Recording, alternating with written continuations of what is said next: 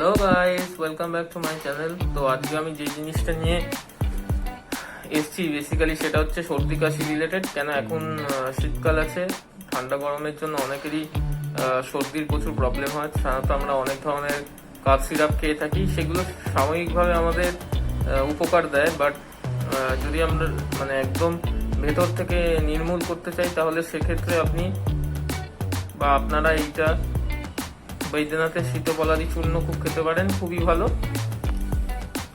এখানে দু ধরনেরই আছে, এটা অ্যাকচুয়ালি পুরোনো প্যাকেজিং এর একটা দেখাচ্ছি, আর তার পাশে নতুন প্যাকেজিং হয়ে এটা এসছে।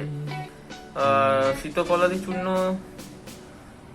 নো ডাউট আপনি সর্দি কাশির সব ধরনের ইয়েতেই আপনি খেতে পারেন। কাফ অ্যান্ড কোল্ডের জন্য খুব ভালো হয়। আর এটা মেনলি যেটা দেখাচ্ছে সেটা হচ্ছে যাদের একটু রেসপিরেটরি প্রবলেম রিলেটেড কিছু প্রবলেম হয়, সেখানে ওইগুলোকে খেতে পারেন। এটা খাওয়ার পদ্ধতি একদমই সহজ। সকালবেলা খালি পেটে 1 চামচ মধুর সাথে এটা মিক্স করে খাবেন, আর একবার সন্ধ্যাবেলা কিছু স্ন্যাক্স বা ওই জাতীয় খেয়ে তারপরেও আপনি সেম তার সঙ্গে ঈষদুষ্ণ গরম জল খাবেন।